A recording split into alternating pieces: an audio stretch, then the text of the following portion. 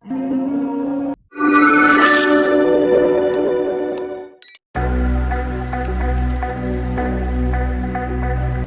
वालेकुम, मेरा नाम अहमद उबैद है और मैं एफएससी प्री इंजीनियरिंग का स्टूडेंट हूँ।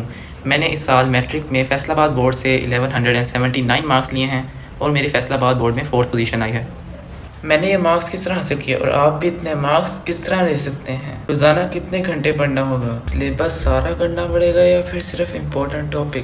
क्या राइटिंग और प्रेजेंटेशन से मार्क्स पर इफेक्ट पड़ता है? मैंने तो बहुत की लेकिन मार्क्स ज़्यादा नहीं आए, ऐसा क्यों? इन सारी बातों का जवाब आपको इस वीडियो में मिलेगा। मेरी स्टडी रूटीन ये थी कि मैं नॉर्मल डेज़ में स्कूल से आके 2 घंटे रेस्ट करता था, फिर 4 बजे से लेके 7-8 बजे तक मैं पढ़ता था और स्कूल टेस्ट के दौरान भी 4 to 6 आवर्स मैं स्टडी करता था और ड्यूरिंग बोर्ड एग्ज़ाम्स में ऑलमोस्ट फुल डे पढ़ता था, 20 मिनट्स की ब्रेक लेके फिर 2 घंटे पढ़ लिया। बाकी हर पर्सन पे ये चीज़ डिपेंड करती है कि वो कितने आवर्स कंफर्टेबल होकर पढ़ सकता है। एक साल के अंदर अंदर पूरी 9 बुक्स को एग्जैक्ट वर्डिंग के साथ मेमोराइज़ करना ह्यूमनली इम्पॉसिबल है। तो जिस टॉपिक की मुझे समझ नहीं आती थी वो मैं यूट्यूब से थोड़ा बहुत समझ के तो अपने वर्डिंग में लिख देता था और अल्हम्दुलिल्लाह कोई ऐसा इशू नहीं हुआ कि उसमें फुल मार्क्स नहीं मिलते।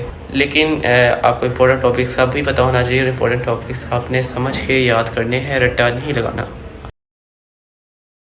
कुछ लोगों को तो इवन मैंने देखा है कि वो डिफरेंट की बुक्स और गाइड बुक्स लेके उर्दू की तशरीह को भी रट्टा लगा रहे होते हैं।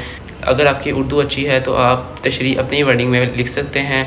मैंने पूरे साल में उर्दू को सबसे ज़्यादा कम टाइम दिया है और अल्हम्दुलिल्लाह 73 मार्क्स लिए हैं, जो कि उर्दू में मैक्सिमम मार्क्स समझे जाते हैं।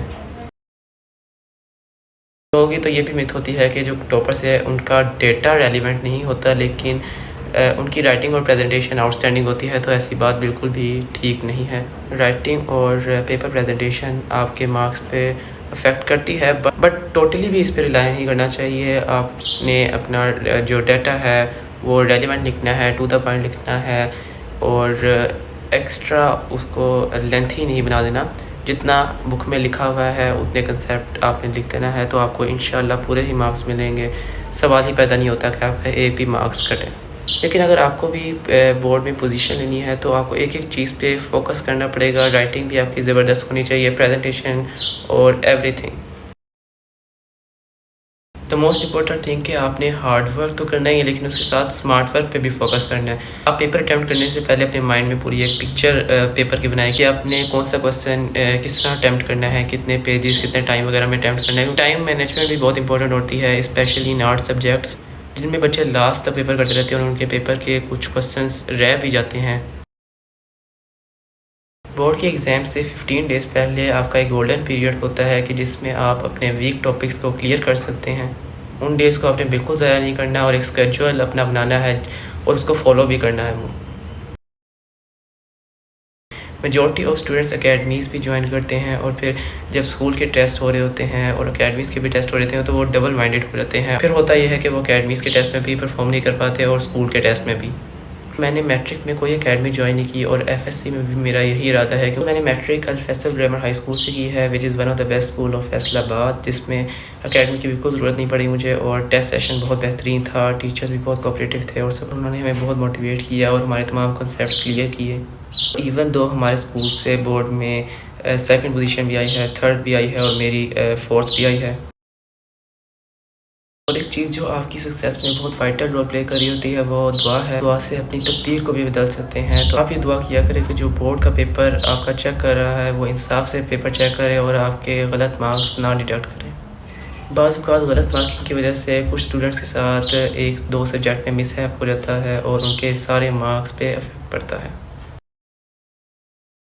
ऐसे केसेस भी आते हैं कि स्टूडेंट्स 9th में बहुत ज़्यादा मार्क्स ले लेते हैं, लेकिन 10th में वो समझते हैं कि अब हमने मेहनत करनी थी, कर ली, 10th में तो आ ही जाएंगे मार्क्स। तो ये बात बिल्कुल गलत है। आपको 10th में उससे ज़्यादा मेहनत करनी पड़ती है। मैं जितनी स्ट्रगल 9th में की थी उससे ज़्यादा स्ट्रगल 10th में की और जिसकी वजह से मेरे 9th से ज़्यादा मार्क्स मेरे 10th में आए। At the end special thanks to sir Raim Imran for such informative videos. उनके channel A to Z information ने मेरी बहुत हेल्प की। उनकी वीडियोस से मुझे आइडिया हुआ कि एक पेपर चेकर का माइंडसेट क्या होता है और हम अपने मार्क्स किस तरह इंप्रूव कर सकते हैं। मेरे मार्क्स का क्रेडिट सर राइम इमरान को भी जाता है। स्पेशली जो गेस्ट पेपर्स और MCQs उन्होंने बोर्ड के पेपर्स में अपलोड किए वो वाकई में बहुत हेल्पफुल थे। सर के चैनल को फुल सपोर्ट करें, सब्सक्राइब करें, अपना बहुत ख्याल रखिएगा। अल्लाह हाफिज़।